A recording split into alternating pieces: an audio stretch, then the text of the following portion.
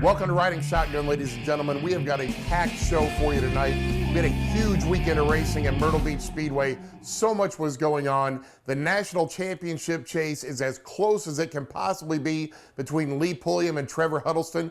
We've even got Trevor Huddleston on a phone interview today as part of the show. We're also going to touch on Daytona 1 Beach Madness points. 4 of the 5 rounds are in the books. We only have 1 left, and there is only 1 battle that is still yet to be decided. But for now, we're going to take a look back at our dear friend Terry Evans, who succumbed to his injuries that he sustained on July 21st, headed home from practice here at the track. He passed away on August 2nd, and we raced with heavy hearts this weekend at Myrtle Beach Speedway. Saturday night at Myrtle Beach Speedway was a very special night where we celebrated the life of Terry Evans, our racing brother that was taken from us far too early.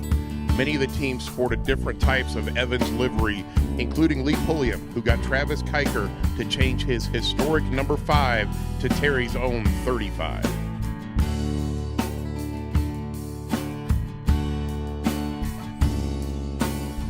We're definitely here with heavy hearts today, that's for sure. It doesn't feel the same being at the track without Terry and Justin. It's a terrible situation that happened, but I mean, really show what the racing community can do. We all came together in this Racing Brotherhood Foundation that we got coming up with. That's it's awesome. I mean, everybody's coming together. We might, like you said it best before, we can be big enemies on the track, but off the track, everyone's one big family. So we're gonna be racing with heavy hearts once again, and like I said, just try to get Terry in victory lane. They were trying to raise some money. Steve was trying to raise some money for the Racing Brotherhood Foundation, and you know, just kind of me and my brother put some ideas together, just something to do for for the track, for the family, for this weekend, and you know, we kind of come up with that idea a little bit, just to donate a TV here to the track. You know, to be a good opportunity, maybe get some people out, and hopefully you know, raise a lot of money there for the foundation and the family. Yeah, we're carrying heavy hearts, but at the same time, we're definitely celebrating his life. And you know, it's really special seeing everything y'all are doing here at the track, and guys like Lee Pulliam running his number, and everything like that. As a driver, it makes me feel really special, and it lets me know that there's a lot other people out there that care about me, on and off the track. Our hearts are with his family, and we're honored to have a number on the car, and going to do everything we can to get it in victory lane and give a photo of it to his family. And I think they're going to retire the number after the night. So special day for everybody here to remember his life and legacy here at the racetrack and off the racetrack too.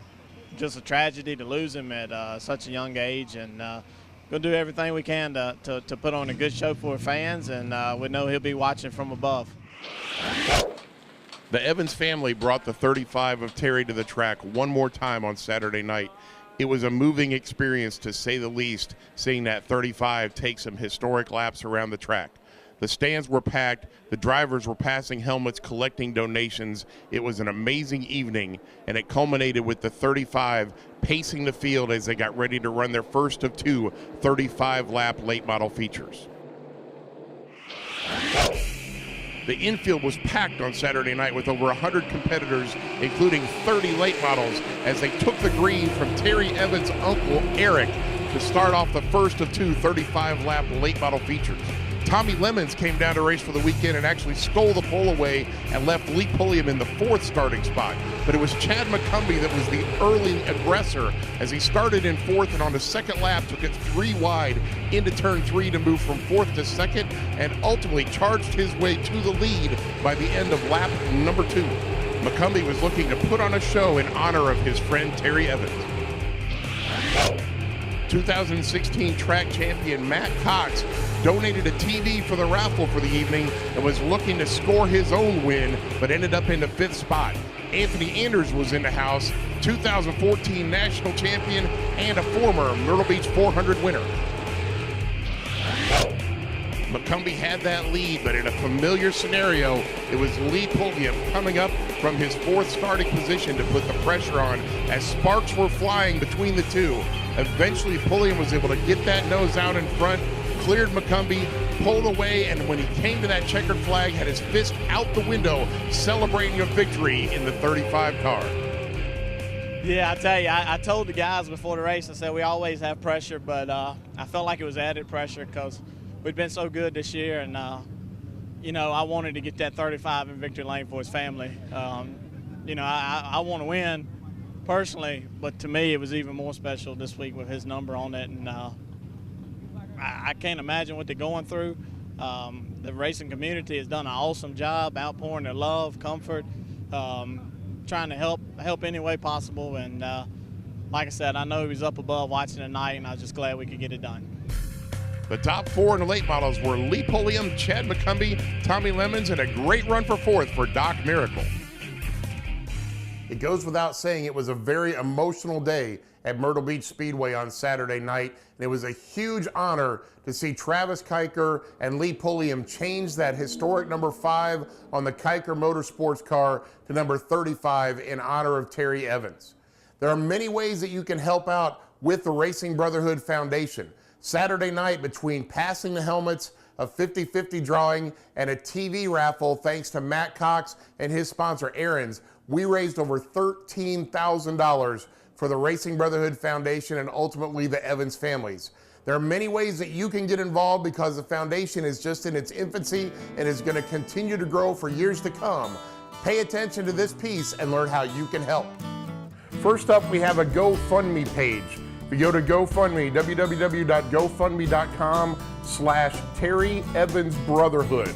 It's on the Myrtle Beach Speedway Facebook page. It's been shared hundreds of times on Facebook. It's everywhere out there. But if you go straight to GoFundMe, it's www.gofundme.com/Terry Evans Brotherhood. You can also order shirts. There are Terry Evans Racing shirts available from Main Attraction in Charlotte, North Carolina. Their address is 150 Holden Beach Road, Unit 10, Charlotte, North Carolina. You can also call Mitzi. She's actually got her number out on Facebook as well, 910-515-5847. That'll get you straight to Mitzi, and you can order over the phone. We also have stickers available here at Myrtle Beach Speedway. We put some up to talk about the Racing Brotherhood and have Justin's 02 and Terry's 35 on them that you can put on your windows of your car or on your vehicles. They're about 6 inches square. We're selling them for $5 a piece, and you can get them right here at the main office or message us on our Facebook page, and we'll be glad to get them out to you. Again, it's $5, and all the proceeds from those are going to Terry as well. When we come back, we're going to look at the second exciting late model feature at Myrtle Beach Speedway from Saturday night. And we're also going to have a conversation shortly with Trevor Huddleston, who is battling Lee Pulliam for the $25,000 National Points Championship. Riding Shotgun is brought to you by Daytona 1 Performance Lubricants, Performance and Beyond, Renegade Race Fuel, racers that win, pour it in, Hoosier Racing Tire, tires designed for champions, Bell & Bell Buick GMC, the official pace car and pace truck of Myrtle Beach Speedway. NASCAR Racing Experience, the true NASCAR driving experience here at Myrtle Beach Speedway. RacingJunk.com, world's #1 racing and performance classifieds. The Carolina Opry, the best Myrtle Beach shows, voted #1 every year. CarQuest Auto Parts, great people, great products, great prices. Charlotte Electric Stores, the area's best choice for all your electric needs.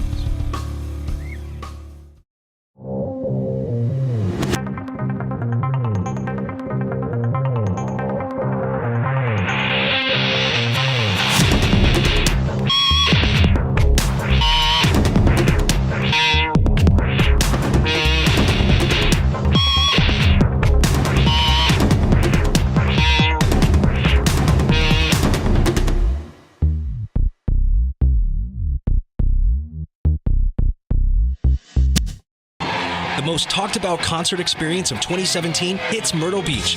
Saturday, August 19th. The Magpie Salute is a true phenomenon. Magpie Salute, headed by Black Crow's co-founder, Rich Robinson, along with ex-Crow members Mark Ford and Sven Pipen. They're an amped up, fresh version of the Crows.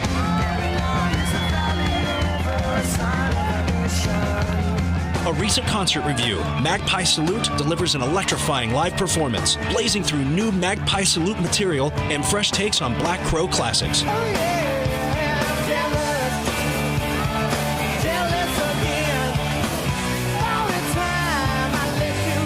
Myrtle Beach, you asked for a big-time show. Now you have it. The Magpie Salute, Saturday, August 19th at the Myrtle Beach Speedway. Tickets are $20, $40 for VIP. Available online at myrtlebeachspeedway.com. That's myrtlebeachspeedway.com.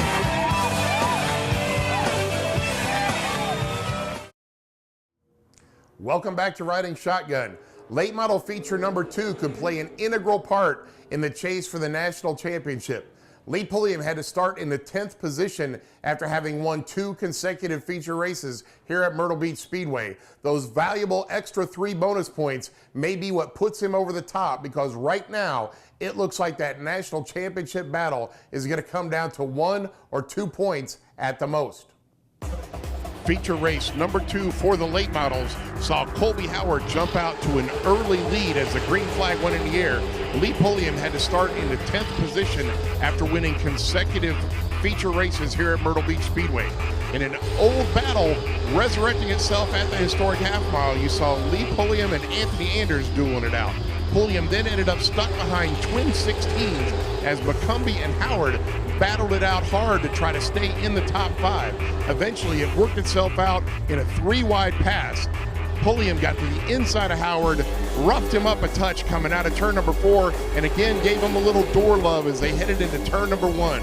But eventually it was Pulliam clearing him, getting the lead, and riding on to his 2nd consecutive feature win of the evening. The top 5 was Lee Pulliam, Colby Howard, Justin Hicks making an appearance, and Chad McCumbee. We have Trevor Huddleston on the line, who going into this past week was leading the points. Now that the weekend has played out, we haven't seen the updated points yet, but it's going to be really close to a dead heat between him and Lee Pulliam after the racing this past weekend. How you doing today, Trevor? I'm doing great. Thanks for having me on again. Looking forward to a great rest of the year. Appreciate having you on, brother. Now, this past weekend, we had Lee Pulliam here, ran twin features, won the first one from the pole, won the second one from the 10th spot, and as I understand, you did the exact same thing out at Irwindale. Yeah, we did. I guess we had a pretty good weekend as well, so it's going to be a battle royale to the end, that's for sure. No doubt about it. Now, I know when we get to this point of the season, we're obviously dropping some races, and you've had quite a bit of success out there between Irwindale and Kern County. Have you had 18 wins that are close to full fields? We've had a total of 18 wins, but not all of them are full field. I think we got about 13 or 14 full field. So we just got to keep on doing what we're doing, get some more wins, and hopefully we can get a total of 18 at the end. I hear you. Now, the question on that one is, and I pose this to Pulliam all the time too, once you've hit that 18 win mark, does it behoove you to go ahead and just start 10th every week, or is it too much of a challenge to try to get on fresh tires and run from 10th to 1st? You know, I think this year that's what it's going to take. It's going to take those bonus points. I think me and Lee have had pretty good cars all year long, and win ain't going to do it. So I believe that we're both going to have to man up and just start from the 10th spot as much as we can, and see if we can get some wins. I mean, it's a risk we're willing to take, and we just got to give it a go. Right on. Now, as we mentioned, points are cut off on September 17th. So between now and the 17th of September, how many races do you have laid out on your schedule? You know, there's always ones that can come up or get canceled, but we're going for at least 8 more races between Kern and Irwindale. That's going to be our main hits, because that's where our cars have been good. But you never know. Opportunities can arise and opportunities can fall through. So we got to see, but generally around 8 more races to see if we can make some better finishes. That sounds like it's going to be a challenge. The interesting one is going to be Gord Shepard up there in Sunset Speedway in Ontario. He's also got 9 races left between now and the cutoff, and he's right there within 50 points of the top spot. You're going to have to keep your eyes out on him as well. Yeah, no, for sure. He's definitely been a sleeper. We've been having our eyes on him. He up at Sunset Speedway, they've always got full car count, and Gord Shepard, like you said, he's been on a roll as of lately. He's won like 4 in a row or something like that. So definitely got to keep our eyes out for him. But most importantly, we're just going to focus on our end, see it finish as best as we can, and hopefully everything falls through in the end. There you go, win them all, and the other guys will have to try to do something better than that, which will be hard to do. Now, I got one last question for you. In a sad bit of news that came out this week, it was announced that the owner of Irwindale Speedway is terminating the lease with the company that runs the track right now and looking to turn that into a commercial or residential development. Do you have any other insight into the future of Irwindale? Yeah, there's definitely some sad news. I mean, I've been going to Irwindale since I was born. That's where my dad was champion. But yeah, I mean, I wish I had some insight. All High Point Racing is focusing on is this year, and we're really hoping that Irwindale stays open. Jim Cohan at 211 Enterprises has done a great job at keeping Irwindale open for these past 5 years when they actually made an announcement 5 years ago when they were going to close it. So hopefully this announcement's similar, and maybe things will arise and people maybe will buy the track. But we got our fingers crossed, and we're hoping that Irwindale stays open for another year. Right on. One final question now. Should Irwindale close down, does that basically mean that this is your last legitimate shot at winning a national championship? You know, that definitely, it's going to hinder it as of next year. But, you know, we're racers, so we'll always find places to race. We're going to travel as far as we need to, and we're going to do our best. I mean, yeah, this was definitely, if it's going to be, it's going to be this year. So, but like I said, we're racers. We're not going to stop fighting, and we'll see what we can do next year. Well, I know you told us earlier this year that you took a 13-hour drive to get down to Tucson to do some racing. So there is no doubt you are a racer at heart. For now, Trevor, we appreciate you coming on. Wish you the best of luck over the next month, and we will touch base with you again after September 17th, no matter where you end up in the national points. Sounds good. Thanks for having me on. It's always a pleasure. When we come back to Riding Shotgun, we are going to break it down.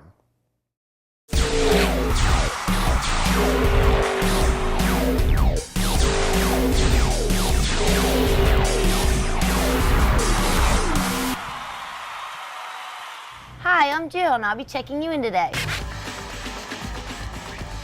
This is good, what you're doing. Good luck, give me a high five.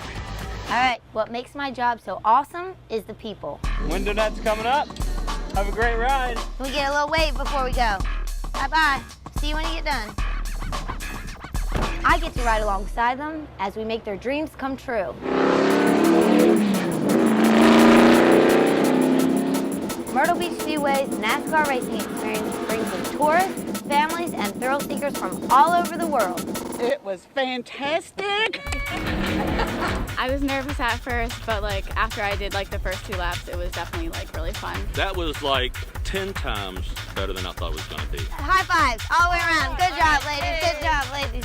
If you're in the Myrtle Beach Speedway area, stop on by. I guarantee you'll have the thrill of a lifetime.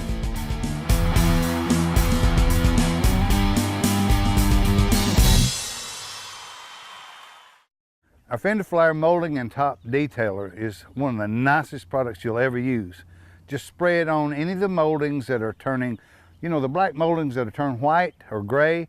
Spray this on and it brings the luster and the finish just back to new. You can also use it on the interior parts, on the air conditioning ducts.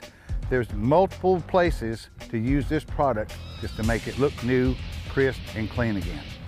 Folks, over my shoulder, you'll see the older vehicle that we worked on the bumpers and made look beautiful again. Now let me show you on a new vehicle what it can do. As you can see, these bumpers are just starting to turn a little bit. They're still nice bumpers, but they don't have that dark look as they used to have.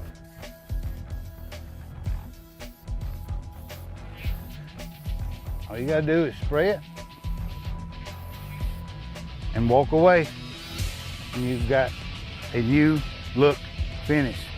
Now you can see the difference on the left versus the right. Also, let me show you a couple of places on this Jeep, even though it's very pretty, how we can make it prettier. You can use it on your bumpers, on your moldings, and on your tops if you have Jeeps, and it brings it back to new. And it's that easy.